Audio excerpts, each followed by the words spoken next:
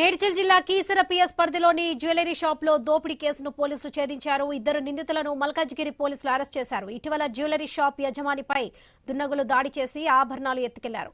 వారి దాడితో షాప్ యజమాని తీవ్రంగా గాయపడ్డారు. సీసీ కెమెరా దృశ్యాల ఆధారంగా పోలీసులు దర్యాప్తు చేపట్టి 2 రోజుల వ్యవధిలోనే ఈ కేసును ఛేదించారు పోలీసులు.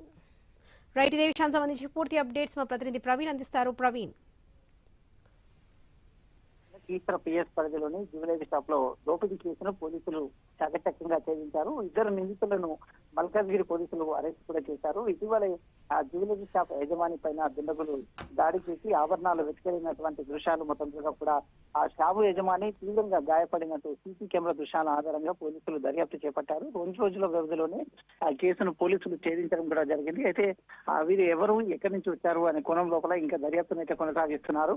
అది మొత్తం పక్కా సమాచారంతో పక్కగా మొత్తం స్కెచ్ వేసినట్టుగా కూడా తెలుస్తుంది. కాబట్టి అయితే వీళ్ళతో పాటు ఇంకా ఇతర రాష్ట్రాలతో కానీ ఇతర తెలంగాణలో ఉండేటటువంటి వివిధ జిల్లాలో ఇంకెక్కడైనా ఇలాంటి దొంగతనాలకు పాల్పడ్డారా అనే కోణం లోపల గతంలో వీళ్ళపైన ఉన్నటువంటి కేసుల ఆధారంగా కూడా ఆ దర్యాప్తు చేస్తున్నారు. వాళ్ళ సెల్ ఫోన్ కాల్ డేటా ఆధారంగా కూడా ఎక్కడెక్కడ ఈ 2 రోజుల పాటు ఎక్కడెక్కడ వెళ్ళడం జరిగింది, ఈ యొక్క షాప్ ని టార్గెట్ చేయడం వెనుక కారణం ఏమై ఉంటది అనే కోణం లోపల పోలీసులు అయితే దర్యాప్తు చేస్తున్నారు. Right Praveen, thank you.